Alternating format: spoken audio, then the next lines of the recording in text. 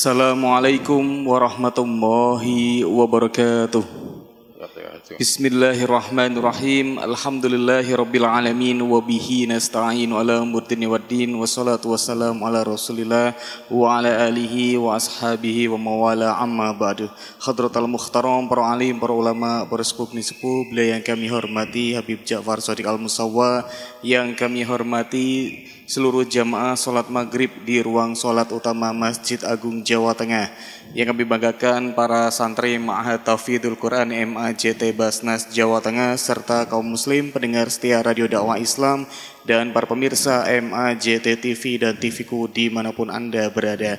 Alhamdulillahirabbil alamin. Pengajian pada malam hari ini yaitu ngaji kitab Riyadhus Shalihin. Fa insyaallah tema pada malam hari ini akan melanjutkan pembahasan tentang mencintai sesama muslim bagian kedua.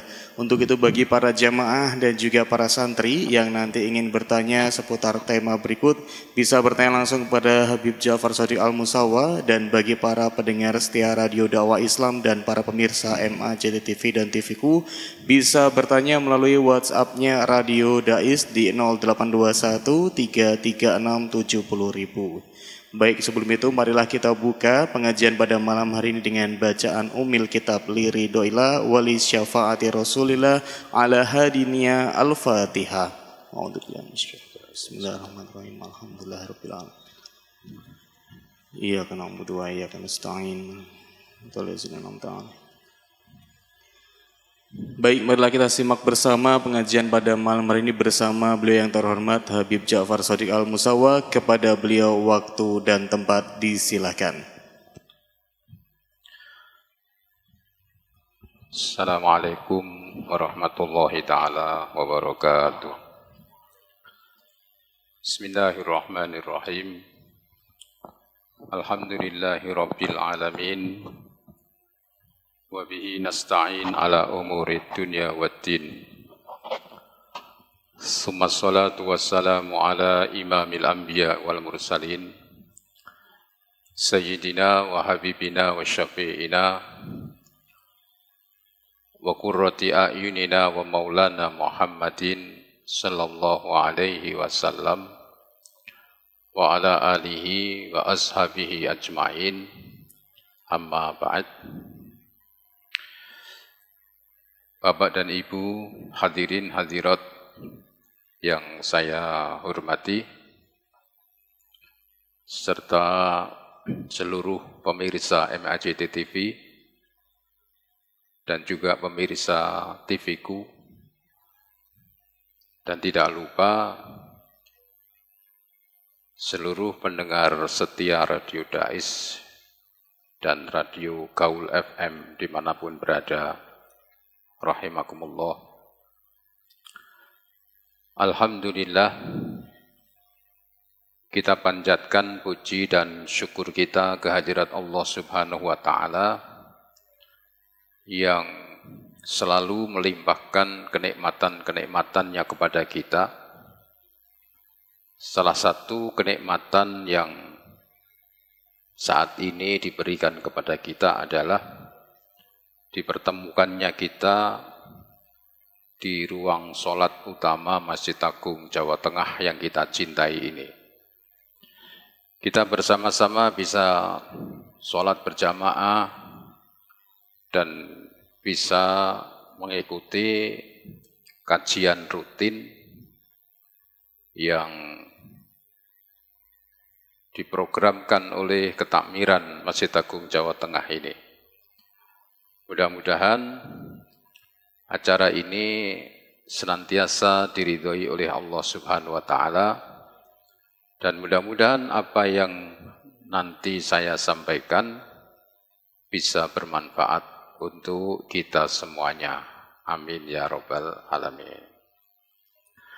Melanjutkan tema pada minggu yang lalu, yaitu mencintai sesama muslim bagian yang kedua. Ya. Saya berulang-ulang sudah menyampaikan bahwa semua yang disampaikan, baik itu dari Al-Quran atau dari Al-Hadis, baik itu firman Allah ataupun sabda Nabi, itu semuanya tidak ada yang sia-sia. Semuanya berbobot dan bermakna.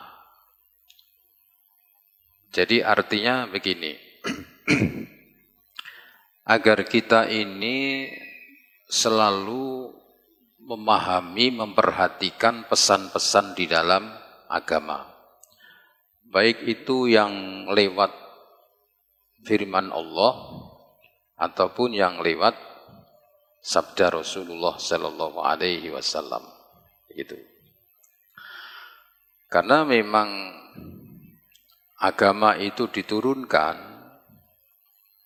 itu kan yahruju minal dhulumati ilan nur, mengeluarkan manusia dari kegelapan menuju penerangan,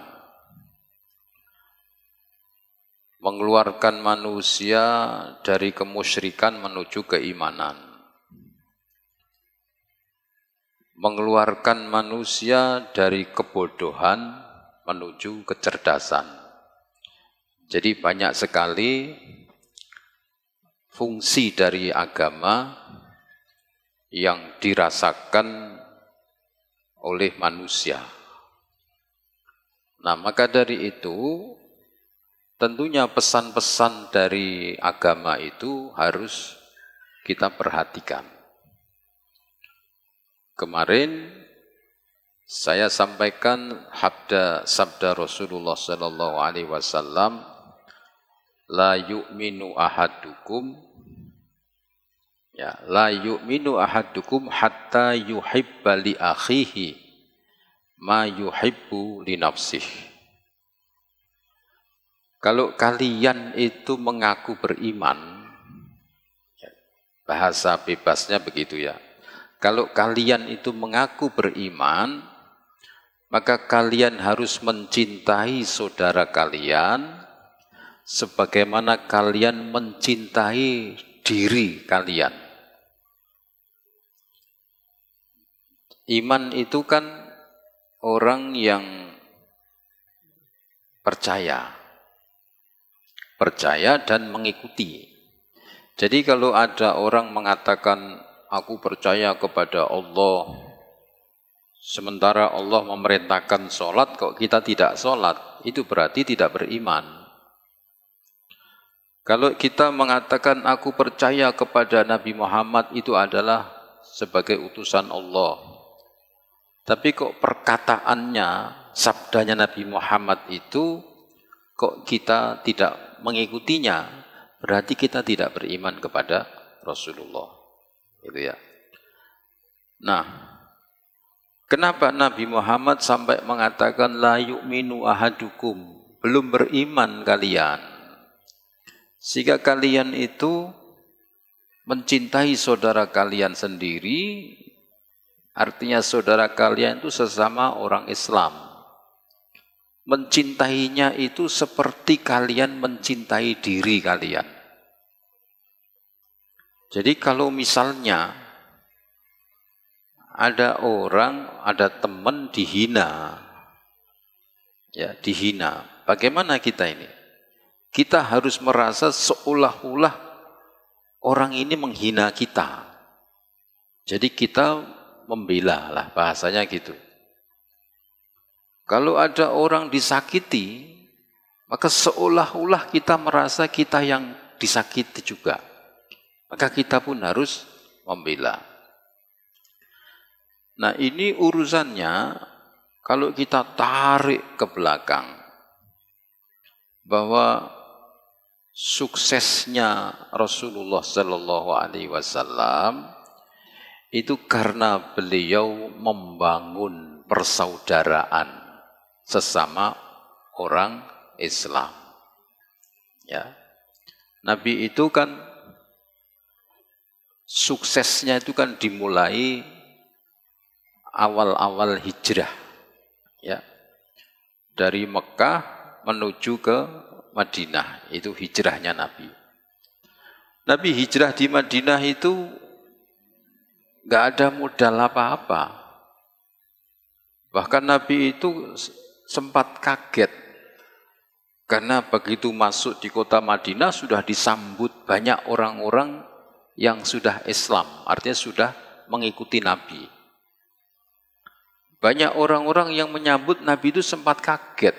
Loh, kok ternyata sudah banyak orang-orang yang percaya, mengikuti, mendukung Nabi Muhammad SAW. Artinya apa?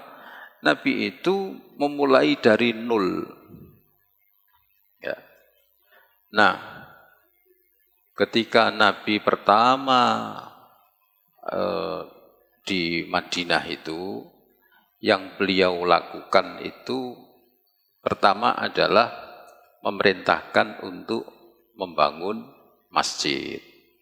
Ya, jadi pertama itu istilahnya digiring kepada Allah. Ud'u ila sabili rabbika bil hikmah.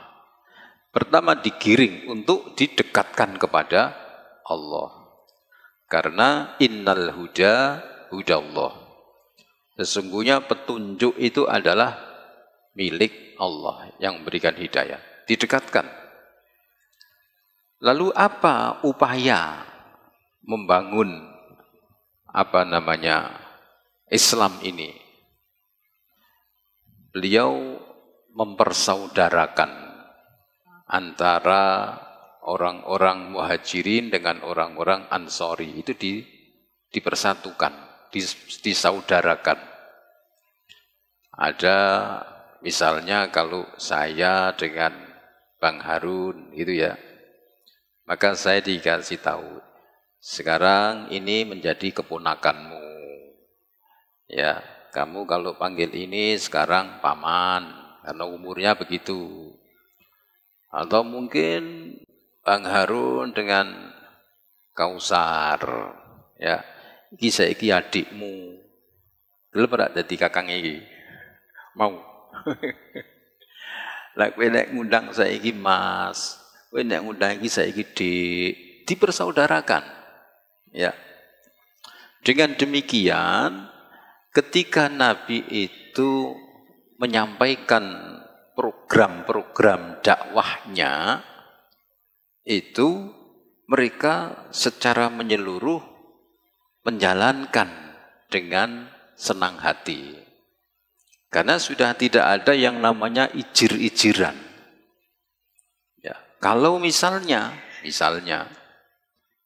Bang Harun ini ya terus duduk di sini menjadi moderator, ya, orang keren sih itu moderator, orang MC, moderator.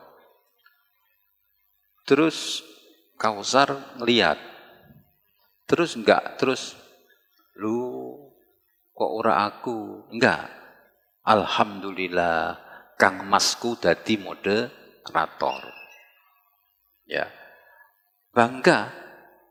Alhamdulillah, aku disaudarakan dengan Bang Harun, yang Bang Harun ini menjadi moderator di Masjid Agung Jawa Tengah, ya, menjadi penyiar radio Dais, bangga. Balik desa wong kampung dikandani kabeh ya. Gitu ya. Iki ono sertifikate kakak mbek adik ya, yang sing nunjuk iki misalnya begitu. Jadi enggak ada ijir-ijiran atau kebetulan, ya, kebetulan Kausar ini menjadi penghafal terbaik. Wah, ya. Menjadi penghafal terbaik. Terus diwawancarai karo wartawan, waro TV, MAJT TV, karo TV ku misalnya gitu ya. Ini Bang Harun ini orang juk, lu enggak. Alhamdulillah. Ternyata saya mendapatkan adik yang begini. Jadi persaudaraan itu penting. Ya. Nah, sekarang ini yang kemarin saya sampaikan, kalau kita melihat keadaan ini kan sungguh memprihatinkan. Ya. Orang Islam ini satu sama lain sibuk ya, masing-masing mencari kesalahan lalu diudal-udal. Diudal-udalnya itu di forum umum, di medsos. Ya, begitu. Secara nafsu dia puas. Cara kasarane mudiar kowe, tak bongkar sisan kowe. Kan begitu. Apalagi yang namanya manusia. Saya kalau mau mencari keburukannya Bang Harun, bisa enggak kira-kira? Golek ini kampungnya Bang Harun ini apa to elek, bongkar. Bang Harun mau cari buruknya saya. Boleh ora ono bare. Wong kita manusia padha dhaif, kotor padha kotore. Begitu. Nah, ujung-ujungnya yang merayakan pesta kebahagiaan adalah setan laknatullah. Dan orang-orang yang menjadi pengikut setan, yaitu mereka-mereka yang tidak senang dengan Islam. Begitu. Karena memang tujuan utama setan itu salah satunya adalah agar kita ini berpecah-pecah. Ada firman Allah. Jadi dulu itu ada kelompok-kelompok yang bersengketa, juga berperang. Akhirnya didamaikan. Ya, didamaikan. Jadi sesama orang-orang Arab ini masing-masing mempertahankan sukunya masing-masing. Ya, karena orang-orang Arab itu dulu punya kebiasaan begini. Zaman belum Nabi belum diutus. Mereka itu kalau masuk ke Masjidil Haram. Jadi sebelum masuk ke Masjidil Haram itu di pintu gerbangnya istilahnya. Mereka menunjuk perwakilan yang dianggap seperti ahli syair, ahli sastra. Ya, kalau di Betawi istilah itu kan adu pantun, ya. Kalau di Arab itu pamer syair, pamer sastra. Misalnya saya ini asli saya Kauman. Saya masuk, saya memperkenalkan, saya Ja'far Shadiq, putra Kauman asli, memperkenalkan, terus menyampaikan, beli batu di Kota Malang. Wah, tapi ini cakep, istilahnya begitu, ya.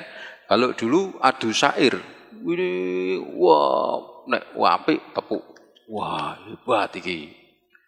Nah, terus ada lagi kelompok yang lain, ya, Bang Harun maju, ya, mewakili di kampung mana? Pemali. Saya Harun, asli dari Pemali, Progo, gitu ya. Montok gimana, gitu.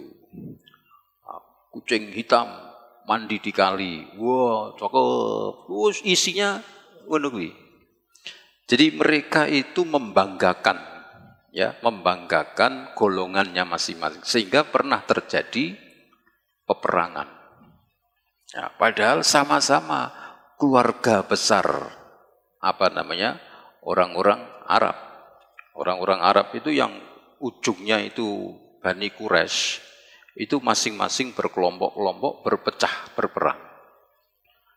Nah, setelah didamaikan, mereka bersatu kembali. Ya, mereka sadar bahwa misalnya yang menjadi maskot mereka itu kan Ka'bah. Jadi Ka'bah itu dijaga oleh siapapun. Ya. Satu kelompok yang bisa menjaga Ka'bah itu merupakan satu kehormatan. Merupakan satu kehormatan. Tapi ketika pecah-pecah itu tadi, ketika pecah-pecah, akhirnya Ka'bah itu terbengkelai. Pokoknya enggak karuan lah. Nah, setelah ada yang mendamaikan itu, maka pada saat zaman Rasulullah SAW, Allah mengingatkan, ya, apa itu firman-Nya itu? Wadhkuru ni'matallahi 'alaikum id kuntum a'daan fa'allafa baina qulubikum fa asbahtum bi ni'matihi ikhwana. Ingat kamu terhadap nikmat Allah. Bagaimana dulu kamu ini saling bermusuhan sehingga tidak nyaman.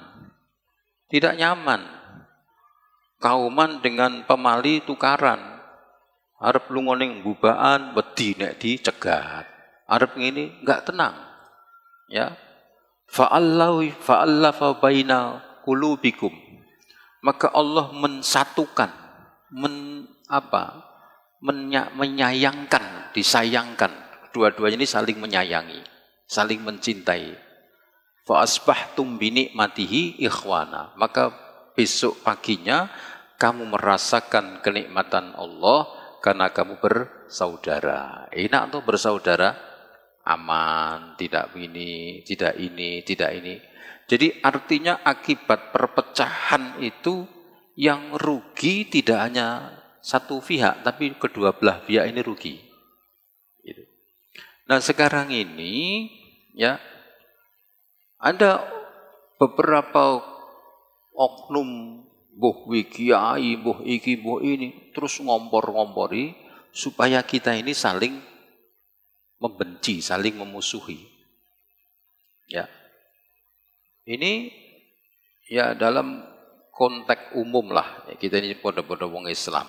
Ya, akhirnya ujung-ujungnya itu apa? Sing seneng ya setan, karena tidak ada yang khusus mencari keburukan itu kecuali setan. Ya, kecuali setan. Setan itu pokoknya piye carane menungso kuwi mlebu neraka. Ya, kemarin saya sampaikan bagaimana Qabil dan Habil. Qabil dipanas-panasi karo setan. Cok gelem kowe wadaki bakal entuk bojo sing elek. Wong calonmu ki sing apik malah kowe dikeki bojo sing elek. Oh, aja gelem panas Qabil. Ya kuwi satu-satunya jalan ya Habil pateni. Wateni jeleb lega. Ya, lega wis. Nek wis lega terus selesai. Sing seneng setan. Wis golek liya meneh. Lah sekarang kita ini disasar. Ya, orang-orang Indonesia ini disasar. Ayo, kiai be kiai, koyok ngono kuwi lah. Kalau kiai dibenturkan karo habaib, habaib dibenturkan dengan masyarakat. Coba sekarang ini kalau kita perhatikan, yang sebetulnya itu tidak pernah ada konflik, konfrontasi atau apalah. Tapi dengan adanya provokasi seperti ini, maka timbul kebencian. Sing asale wong gak ana urusan dadi benci. Jadi wah sak maceme. Ya Allah. Nek nuruti nafsune, wah, iki. Orang ngerti nek iki masuk jebakan Batman-e setan yang terkutuk. Wes pokoknya agama itu banyak sekali firman-firman Allah, dalil-dalil hadis Nabi Muhammad SAW tidak mentolerir perpecahan, permusuhan.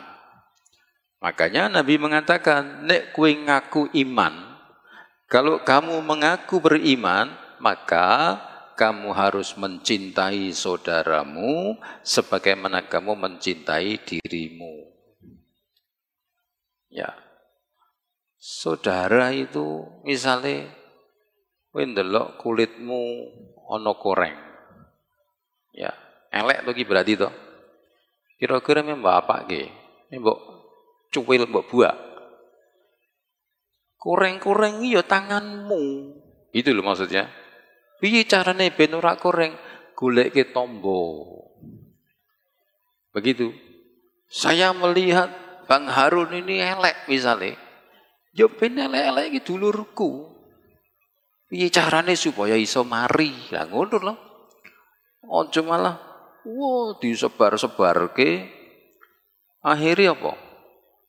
Harun ki dulure sapa to? Oh, dulure Bib Ja'far. Lah, kena kabeh akhire. Itu. Anake sapa to? Gurune sapa to? Kena kabeh. Agamane apa to? Ah, ngono kuwi. Nabine sapa to? Ah, kena kabeh, ya. Nah, inilah pentingnya mencintai sesama muslim. Jadi nek ana wong Islam sukses, alhamdulillah. Ya, jangan menjadi orang yang kena sakit hati. Ya, dalam Al-Quran itu dikatakan fi qulubihim maradun. Dalam hati mereka tuh ada penyakit. Ya, jami wis blandang ya. Cukup dulu ya. Ayo.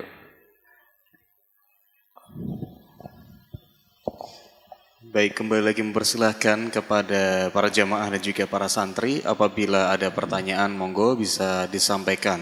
Dari jamaah ada yang ingin bertanya. Tema pada malam hari ini yaitu mencintai sesama muslim. Bagian kedua dari mas-mas santri MAJT Basnas. Ada yang ingin ditanyakan? Ada? Sini. Ayo maju. Siapa tadi? Tuh, nanya enggak? Waduh. Lah kok buka kertas? Tidak ada? Baik. Oh, ini ada dari pendengar. Assalamualaikum warahmatullahi wabarakatuh. Waalaikumsalam warahmatullahi wabarakatuh. Mohon izin memperkenalkan diri, saya Siswanto dari Sedayu. Izin bertanya Habib. Belakangan ini banyak sekali yang bermasalah di antara keluarga. Jadi ada keluarga yang tidak suka terhadap salah satu dari keluarganya, mencari kesalahannya terus. Nah, lantas bagaimana peran kita sebagai umat muslim untuk menjadi penengah dan mempersatukan kembali dari permasalahan yang ada di keluarga sebagai seorang muslim? Terima kasih. Menjadi penengah ya. Jadi kalau menjadi penengah itu kan sama halnya dengan kayak hakim, wasit. Hakim itu kan harus adil. Ya. Artinya kalau kita mau menjadi penengah, maka kalau dua orang yang berkonflik ini, kita harus mencari informasi kebaikan dari ini dan juga mencari kebaikan dari ini. Nanti kita sampaikan ya supaya kedua orang ini bisa memaklumi. Ya, misalnya ada orang itu kalau buang sampah itu senangnya ke agak samping gitu. Jadi yang ini kesinggung gitu. Terus kita menyampaikannya itu bagaimana supaya orang ini tidak tersinggung. Ya, misalnya, itu kan sampah-sampah itu, ini contoh ya, sampah-sampah itu kan di jalan-jalan. Ya, dia pungut, dia kumpulkan, dimasukkan ke bak sampah. Ya. Bahkan bak sampahku, ora dibuat ning bak sampah denen. Ah, cari meneh. Jadi kita harus menyatukan supaya dua orang ini saling memahami lah. Entek-entek ya wis kadar ngono ya ora apa-apa. Ben piye-piye kuwi dulurmu dhewe, kan gitu, ya. Jadi nek misale ngono, kowe seneng nganggo sandalku, mangke iki mau ndablek kok, tambah geger, ya. Tambah geger. Kok mesti sandalku dinggo? Lah iya, iki aku ngerti Kausar iki rada buta warna. Misale ngono ya. Kausar iki sandal ijo mbek biru dianggap padha. Ya mungkin sandalmu dikira sandale Kausar, wong Kausar iki buta warna. Ajal takonono, buta warna apa ora Kausar kae. Umpamane ngono lah. Jadi rada dicedak-cedakke ngono lah. Aja malah aku ya jengkel mbek Kausar. Wah ya tambah kobong nek ngono kuwi. Ya, dablek kuwi Kausar kuwi. Kita cengengas tapi dableke naudzubillah min dzalik. Tambah ra seneng. Itulah. Jadi menjadi penengah yang baik. Jangan berpihak. Insyaallah nanti bisa bersatu lagi. Ya. Baik, Bib. Ada lagi? Ada satu lagi, Bib. Ini. Assalamualaikum warahmatullahi wabarakatuh. Habib, saya Samsul izin bertanya. Apa saja keutamaan menikahi seorang janda dan pahalanya? Terima kasih. Assalamualaikum warahmatullahi wabarakatuh. Itu guyu deh. Ya Allah. Apa saja fadilahnya, pahalanya menikahi janda gitu ya. Yo jandane ya padha wae. Anjir ya Allah. Ya padha wae lah, apa ya. Cuman ya begini ya. Ini mohon maaf ya. Orang yang sudah berumah tangga dengan yang belum pernah berumah tangga itu beda. Ya, beda. Bedanya gini. Tidak apa-apa ya tak sampai ya, ya. Orang berumah tangga itu sudah merasakan nikmatnya surga dunia. Tiba-tiba dia menjadi janda, menjadi duda. Ya. Terus bagaimana? Rasa kangennya. Enggak soal sahabat saja misalnya. Wong nek bebojoan iki kan runtang-runtung, curhat, tiba-tiba diwian. Begitu ya.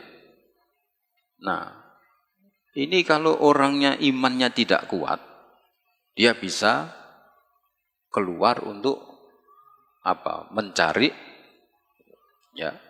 Maka orang yang demikian kalau kita ambil, kita nikahi, berarti kita telah menenteramkan hatinya. Beda nek urung dibojo kaya kowe ngene iki. Ya. Bayangkemu kuwi terbatas. Kalau sudah pernah melakukan, wah, wis ora genah we. Ya, kaya kowe iki bayangkene wis terbatas tok. Ya. Nah, orang yang berkeluarga tiba-tiba enggak punya, ya ngelangutnya kayak apa? Begitu ya. Maka kalau orang duda itu tidak segera cari istri lagi. Kalau janda ada yang meminang ya diterima saja. Jangan malah diulur-ulur. Nah, karena ya seperti itu. Ya jadi kalau kita ini menikahi janda itu ya paling tidak menyelamatkan lah. Ya, karena kalau tidak dinikahi itu wah, dia bisa ngompreng kono ngompreng gini kan bahaya. Itu ya. Saya kira gitu. Mungkin ya jawabannya. Sudah Isa? Hah? 1 menit lagi. Ada mau tanya lagi enggak? Hah? Enggak aja. Guys, tutup ya. Ya. Tutup aja. Ya. Baik, alhamdulillahirrabbilalamin, pengajian pada malam hari ini telah selesai. Untuk itu marilah kita tutup dengan bacaan hamdalah bersama-sama. Alhamdulillahirrabbilalamin. Wa doa kafaratul majlis. Subhanakallahumma wa bihamdika nasyhadu an la ilaha illa anta nastaghfiruka wa natubu ilaik. Akhirul kalam, wallahu muwaffiq ila aqwamit thoriq. Wassalamualaikum warahmatullahi wabarakatuh.